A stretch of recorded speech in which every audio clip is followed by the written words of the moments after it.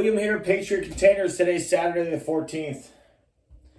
You know, I'm the most honest guy you're ever going to talk to in this industry, and I have no shame, and I'm not afraid to tell the truth, and I'm not afraid to talk about my mistakes or my failures.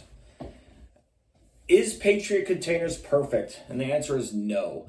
I have a perfect record of no complaints in 20,000 containers sold in 11 years and not a single complaint. I do own that record. Most companies in this industry have thousands of complaints combined because they offer a multi-level marketing scheme, or they're just plain idiots and they can't do anything right. It's impossible to do this job and do everything perfect every single day. It just is. I strive for perfection every single day, every single order, and I want every single customer of mine to be very happy. I want people to go, man, I'm glad I went with William at Patriot Containers. Every single order. I don't care if you buy one. I don't care if you buy 1,000. So I'm going to tell you a story, and this does not happen with me all the time. And I hope this customer watches this video because it is his story and it's my story as well, but I don't deal with this on a regular basis. I have a customer that his name is Jake, and he placed an order January 23rd. He ordered a 40-foot high cube, cargo-worthy, good condition used container. We delivered that container on February 2nd. I don't believe the customer was there. I think somebody else was on site, and then somebody else was on site to give my driver the cash for delivery. We delivered, and everything was fine. At some point in time, let's just say a week later, Jake, my customer, calls me. He goes, "Hey, William, we got the container. It's just that these doors are really, really hard to open." And a typical reply in the cargo container industry is the container level. He put a level on there. He did everything I asked him to do. I asked him, can you grease up the hinges? The container, how do I say this? It's a used container. It's not a new one. Is it as bad as the as-is, wind and watertight, damaged junk that these other companies sell you? No, not even close. Is it a very, very nice used one? No. It could be worse. It could be better. It's an average container that's used. I would put it in an acceptable category. I don't like the term acceptable. Acceptable means that I don't like this and get it off my property. Actually, it's not. Acceptable is, hey, I don't like it. I'm not calling you back, but I'll keep it. But you're not getting a repeat business. So he has door issues. Well, most companies in this industry, if you ever read their terms and conditions, it clearly states doors are not covered. If you can't open them, if the hinges are broken, if the door handles are broken or bent, nothing is covered on the doors. Now, back to the sale process of this container. If people need 40-foot high cubes, you have to buy a 40-foot high cube. If you're okay with a 40-foot standard and you can sacrifice that foot in height, which you're not sacrificing height, you're getting 8.5 feet tall, but the high cubes are 9.5 feet tall. I sometimes think people want 9.5 feet tall, but they don't need it. Well, if you don't need it, don't buy it, because in my opinion, with 20,000 containers sold, the standard height, 8.5 feet tall, they're always in better condition. And I tried to push, and this isn't the customer's fault. I try to tell him, hey, take a standard, because I deliver a lot. I deliver a lot of standards. And anyways, as time goes on, I realize that I have a problem, and I can desert this customer, which I do not. I don't run away from problems. I run to them. But most companies that deal with this kind of stuff, they run away from their customers. So let's say a week goes by and he calls back and goes, hey, I'm really having troubles with these doors. What can you do? And I go, all right, well, let me call the shipping line. I call, and then I tell him, hey, I need very detailed pictures. Now, in these pictures, there is a dent that is hard to notice from a driver. So I can't blame my driver for not noticing this. I could probably blame my driver for not opening the doors, but the drivers say they open the doors. So I'm stuck in the middle. But my customer is my customer, and I need to be there for my customer.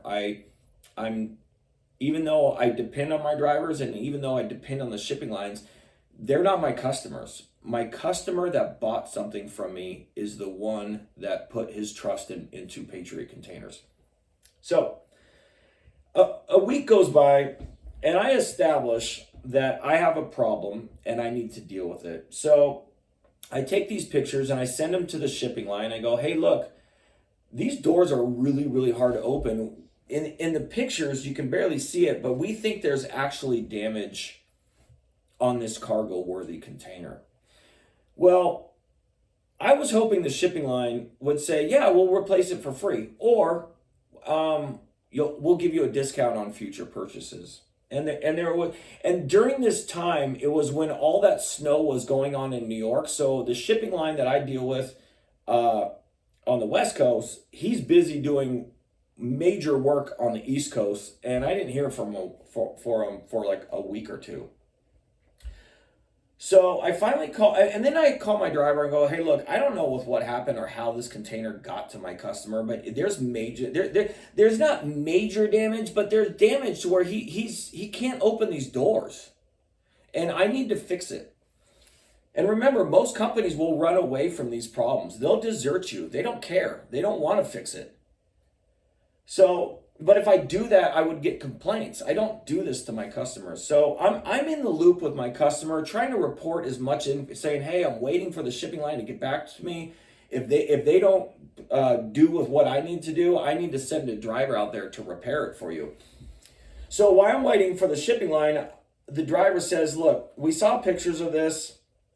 We will go out there for $650, drive there, and we will bring out the proper equipment to repair this container, and we will 100% fix it for $650.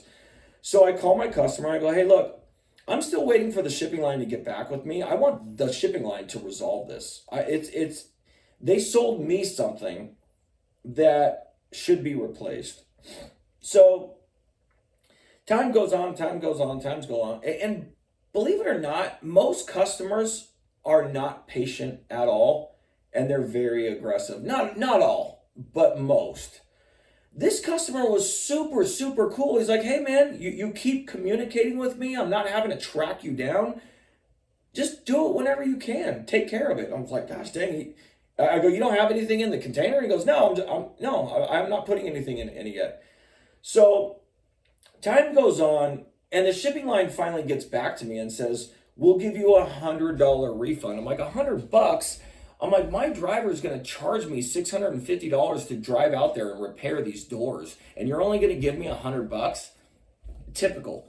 So how much money did I make on this? Yeah, so I mean, it's $650 is basically all my profit. It's actually over my profit. So I'm going to turn a profit into a loss, but I'm not going to desert my customer and leave them out to hang and dry. So as time goes on, I'm talking to the driver saying, hey, we need to get out to Santa Rosa and get out there. And we're trying to find a convenient time where the driver's doing a delivery and he can swing by and do this. I actually got lucky on this one, and instead of paying my driver $650 to go out there, the customer calls me like last week and goes, hey, William, I have a family member that came by, looked at my doors, and he says he's repaired thousands of containers, and he used to work for like depots or something. All he needs to do is heat up the hinges and bend it a little bit, and the doors will work fine. He goes, my family member does this, and I never even knew it. He goes, what can you do? And I go, well, when you're trying to give a customer a refund, you can lowball them and offend them, or you can, I don't know how to say it, but you want to do with what's right for people so they're not mad. Don't do with what's right for you and then piss off your customer. So I said, I don't know, if he's going to fix it, how much do you think he's going to do it for? And he's like, well, he'll probably do it for like $200. And I go, well, how about I send you 300 and you pay him 200, you keep 100 for yourself, and I'll just return your card. He goes, oh, wow, that's great. In this industry, you do not get that type of service. You just don't. A lot of companies, they sell problems and they deliver problems to you on purpose. Not on purpose. It's just that they're stupid people. These companies are really, really stupid people.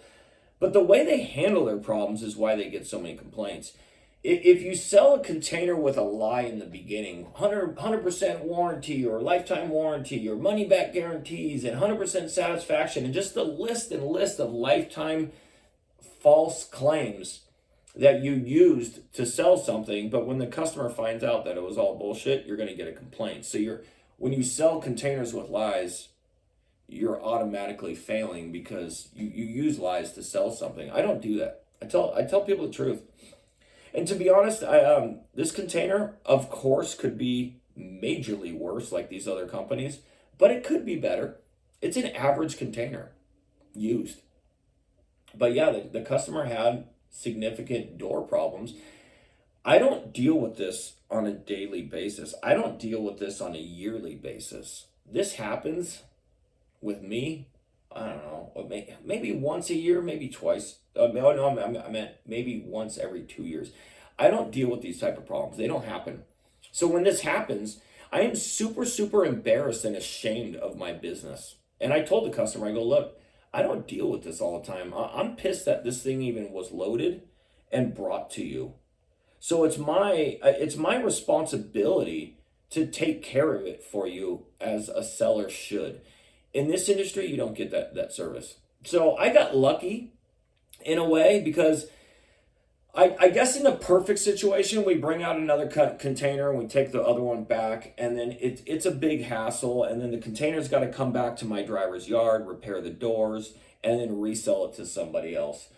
I would never, ever, ever, and so I could have said, hey, why don't you get out a blowtorch and bang it till it works? I'm not going to tell that to a customer. That's embarrassing. Telling a customer to repair their own container.